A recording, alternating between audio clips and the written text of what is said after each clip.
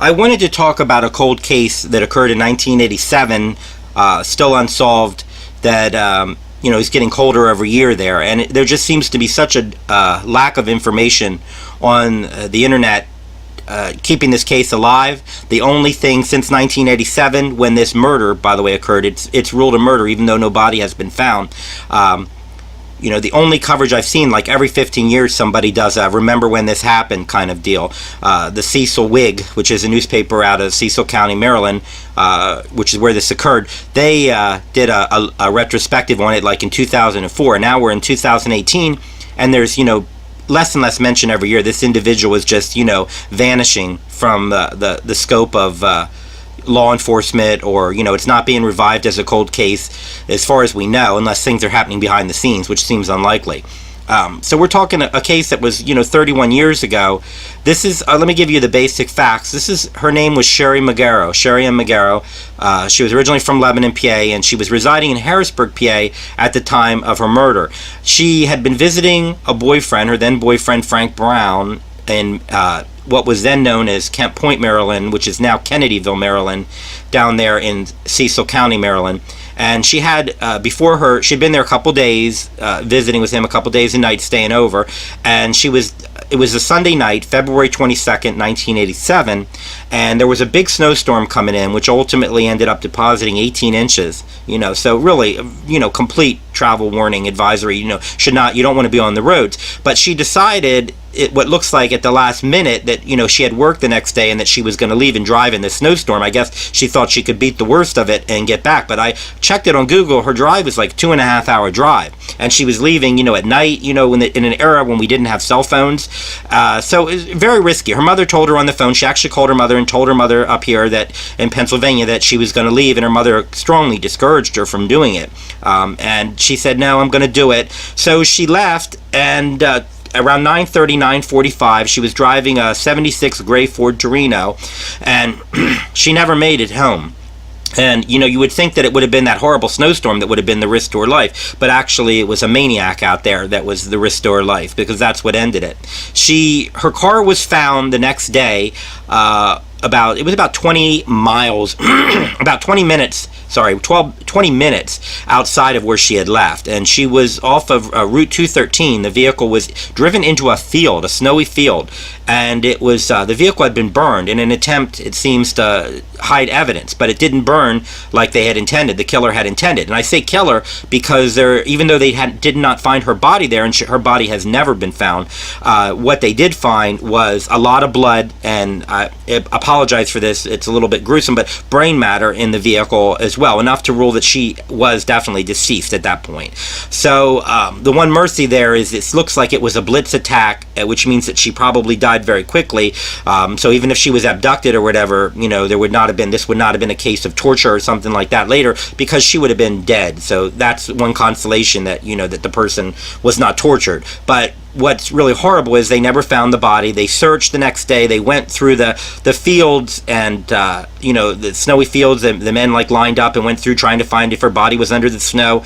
And there was a bridge that the Bohemia Bridge, which is a little north of there, had been under construction. And people talk. Whenever someone disappears like this, they always say that they're going to put the body somewhere where new construction is going on, because they could be hidden in that way, covered over and stuff. But it's not often. Even though these theories always come up, they usually check, and it usually nothing to it. So they checked the bridge, and I guess because of the snow cover, they were able to say that no one had been around there, no vehicle, no footprints. And to the police's credit, they did check the wheels of the vehicle later to see if there was other soil, other grass, or anything, if the vehicle had been moved. And the suspicion is that the vehicle had not been moved, that the vehicle where this crime occurred, other than being pulled off the highway, that was where it all happened. But the question is, what happened to her body? Is the body somewhere near there and they missed it? Sometimes you see this, but they did extensive searches, ground searches, and they did there's like a state park, game land there or whatever. They searched that, and if it sounds like they really did due diligence, in that they said, if it's true, that they drove the length of the highway up to where one of her credit cards was later found the next day, like 10 miles north, and they were looking, I guess, in the snow cover.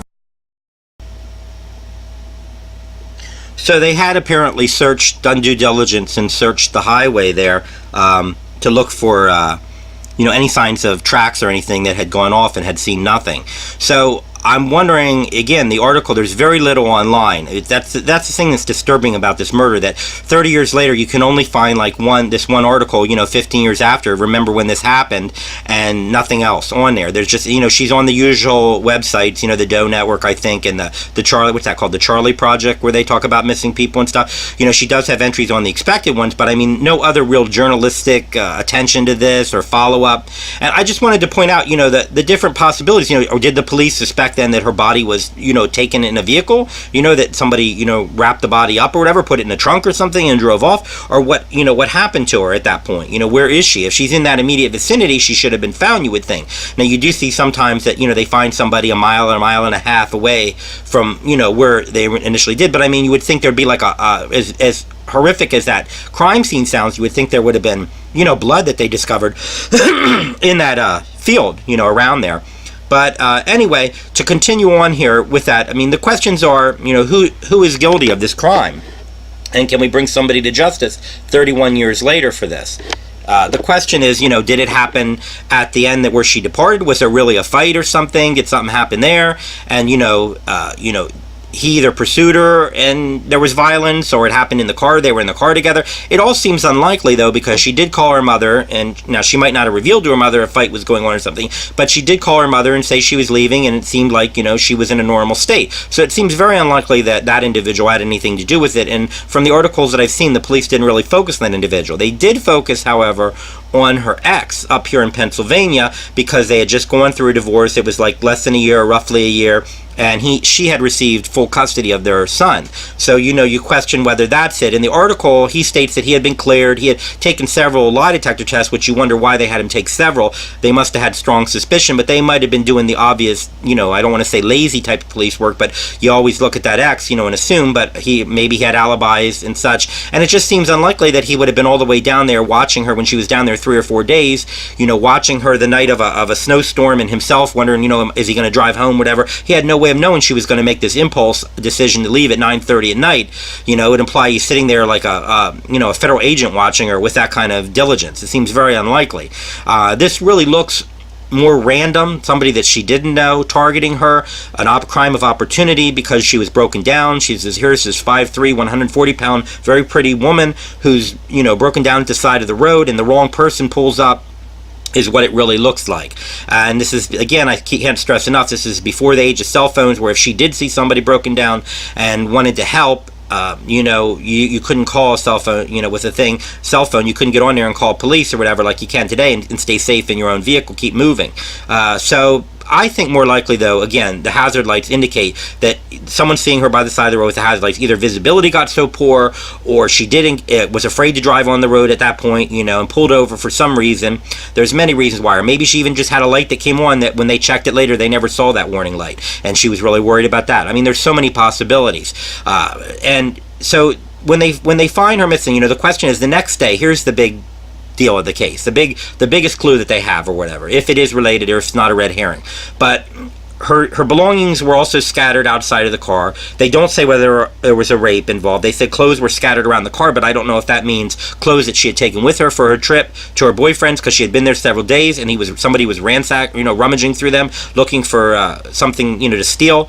But it seems to be that the motive could have been opportunistic theft, and that maybe, she put up a fight or something, or whatever. But I mean, because there are credit cards that were missing, and the very next day at a mall in Hartford Mall in Maryland, north of there, there was attempted purchase of a TV, a big screen TV, using one of her credit cards, which was maxed out, so they were not able to complete the purchase. And most unfortunately then, all they had was the description of this individual given by an employee. They did not have videotape of this individual, which would have been a real boon, a real asset to know who that was using that credit card illegally, and was that the killer. So they had two different sketches in the newspaper article, and they sort of matched up, but they weren't identical. They could have been the same person, but based on someone seeing an individual, a man standing by the side of the road in the snow, and then a much better probably look at the guy by the individual who rejected the credit card transaction in the Sears store. So they kind of look like they weren't identical, but they could have been the same person. And the idea is, now, was this somebody who found the credit card, the next day or something, or that night even? Seems very unlikely, because remember, it's a snowstorm, 18 inches of snow coming down, and while the police are investigating the scene the next day, this individual has attempted to make that transaction, not very far, relatively speaking, from where this car is sitting.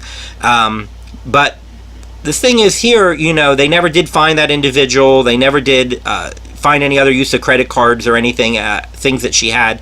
And the question is, to me, is if this was an opportunistic theft, for this, and the person was trying to burn the car like that, why did they take the body? It just doesn't, to me, it doesn't make sense why they took the body. Unless this is somebody who's really, a psychotic individual, a serial killer or something, because it's just, why would you want a bloody body, more evidence, to take that with you and everything? And this person's dying or dead already or going to be dead very shortly. And it to me, it's just the strangest part of it, because if they thought they were hiding evidence, I mean, they must realize that the car burned at the side of the road. Even if it's burnt out, they're still going to know it's a serious crime, that it's not an accident, that the car's pulled 100 feet into the field facing a certain direction that you would not expect it to be, with all this going on. So, I mean, to me, this, I have to suggest something. I looked up to see, what serial killers were active in Maryland in the 80s. And this was 87, Sunday, February 22nd, 1987, that this occurred. And that's given as her date of death in all sources online that I've seen. And you wonder what serial killers were active. And I looked them up, and the first one I found was a Baltimore serial killer, which was pretty easy to rule out. It seems very unlikely. He died actually of old age, unfortunately, and not of the death penalty, in prison, in federal prison. His name was Metheny, Joseph Roy Metheny. And he supposedly, this person, I have to say, I believe he was a pathological liar, and a lot of the stuff that's reported as part of his victims and some of his practices, I believe, were complete and utter lies. For example, he stated that he fed human beings at a roadside meat stand, some of the victims, that he ground them up and served them to unsuspecting customers. And he also said that he killed, and there's no proof of any of these things, he also said that he killed 5 individuals in one day under a bridge where he had gone looking for a drug dealer when his wife had separated out and went with a drug dealer, and she started, so allegedly became a prostitute, and this is what started his murder spree, allegedly. He started killing a lot of people from that underworld, and he didn't really care who he killed, prostitutes, drug dealers, whoever it was, but he also killed innocent bystanders. I use the word innocent. I have no idea. You should not be killing people, obviously, but I'm saying his logic was that he was some kind of vigilante, which is insane, and he was killing people randomly, whoever was around there then, any witnesses, and he claimed he killed 2 homeless people under the bridge for no reason whatsoever. They're lying there on mattresses asleep, and he said he took an axe and chopped them up.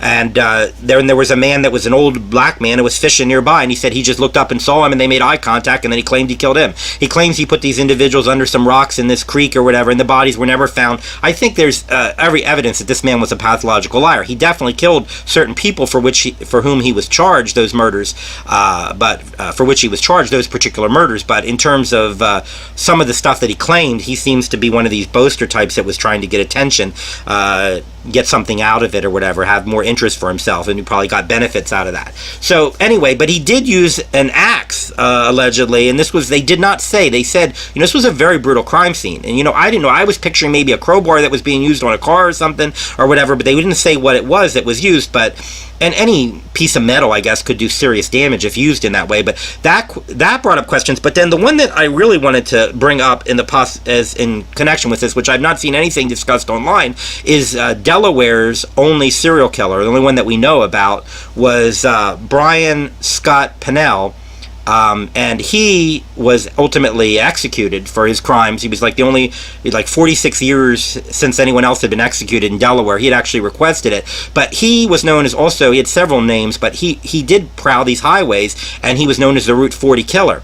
And if you look on these maps to see where Route 40 goes, it goes all the way, it starts way out in Utah, it runs all the way to Atlantic City, but it also veers down into the county in question, Cecil County, Maryland, and it runs very close by, and where she was found. And this really brings up serious concerns because he was active in those years. He was active in the 80s, right up through like 89 or whatever, and this was 87, and these were his stomping grounds. Now, the other victims were Route 40. They were prostitutes, and she certainly wasn't anything like that.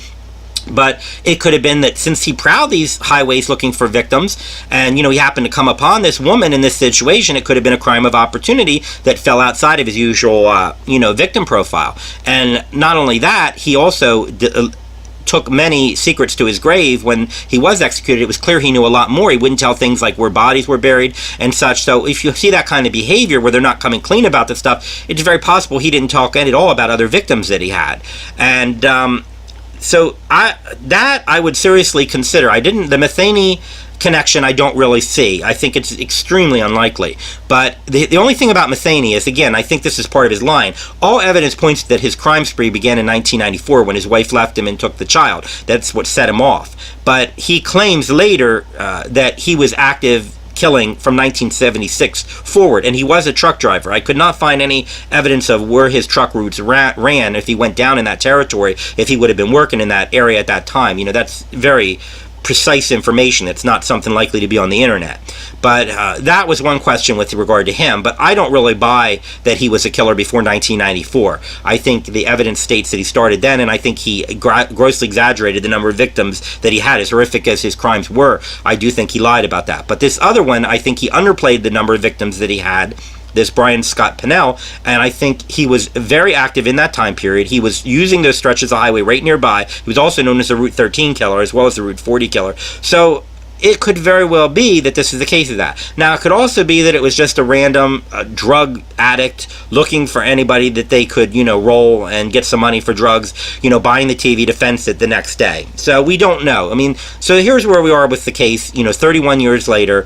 My questions would be, is there DNA evidence? I realize the vehicle was burned, but, did she fight back? Was there maybe some of his blood in there? And if it was a rape, is there semen that was gathered, which would certainly be a great source of DNA, if it wasn't compromised in any way. Lasts quite considerable amount of time. Rape kits are processed routinely that many years after the fact and yield, answers that we need. So the question is there evidence still lying around, bagged somewhere, for this poor woman, this Sheree Magaro, that, she could be getting justice, because this individual could very well still be alive. This was probably a young criminal at the time, someone in his 20s or 30s, and we're talking 31 years later, they're late middle age or whatever. And I just think it behooves, law enforcement to reopen this case or to examine what evidence, because DNA, that's the exact year that DNA first began being used in the world, first in England and then throughout the world. So at the time they wouldn't have been thinking of DNA. What would they had? Blood typing or things like that, fingerprints, very early in the stages of advanced criminology. So I'm wondering to this day, what happened to the vehicle? Were things cut out of it? Were the seats cut out of it and such? And those kind of things were they gathered up? And questions too. I assume she would be in a DNA database that her relatives had her put in there in case they would find a Jane Doe somewhere and make sure that this isn't her. That when they're finding remains somewhere, because they're finding remains in America, constantly, because we seem to be the serial killer capital of the world, this country. Anyway, that's where I'm at with this, and I just wanted to bring this to attention because it's sad when somebody dies in such a horrible fashion and then people just tend to forget and the case gets buried and there's no justice at all. And I just want to talk about that. And if you have any comments or thoughts or whatever about theories of what went on, let me know. I did read one other site where they were talking about, they saying that was where she had stopped was a really bad area. In terms of there was a lot of drug activity going on. It's very rural, at least it was then. Maybe it's different 31 years later. Things change so quickly now. But at the time it was very rural and stuff. But not many people probably would have been out at 9:30, 9:45 at night that were locals. Most likely it was somebody, going up and down that highway that could have been from anywhere. But the way the credit cards were ditched going north, they said the car probably was heading up, either going to fork off to Elkton to the left, or head over to Delaware. And again, we're talking Delaware, which is across the line there, is where Brian Pennell was. So that's just what I have so far. I don't really, there's not a lot to work on online to find a lot of information. I wish there were more information, and I even contacted the show Disappeared on Investigation Discovery, mentioning that this is a case worthy of their interest, but I'm sure they get thousands of requests every day for cases like this, and they tend to stay with ones that are a little more recent than that, and ones in which not always, but often ones in which there is a strong case that the individual may actually still be alive. And in this case, we know that the individual is no longer with us. But justice is important, and finding the body is important to bring peace to relatives. Although I read a really sad article where her mother said, if it's God's will, this crime will be, prosecuted before I die. And she died in 2011. And, it mentioned, even in her obituary, I saw her obituary online, it mentioned, that her daughter died on February 22nd, 1987. Every day, she said she thought about her every day 4 or 5 times. It never ends for somebody that loses a child in those kind of circumstances. So I wish law enforcement were working more actively on this case and seeing what they could uncover, especially from DNA evidence, if there is any DNA evidence. The article in 2004 didn't say anything about it, and we were well within, the age of DNA at that point.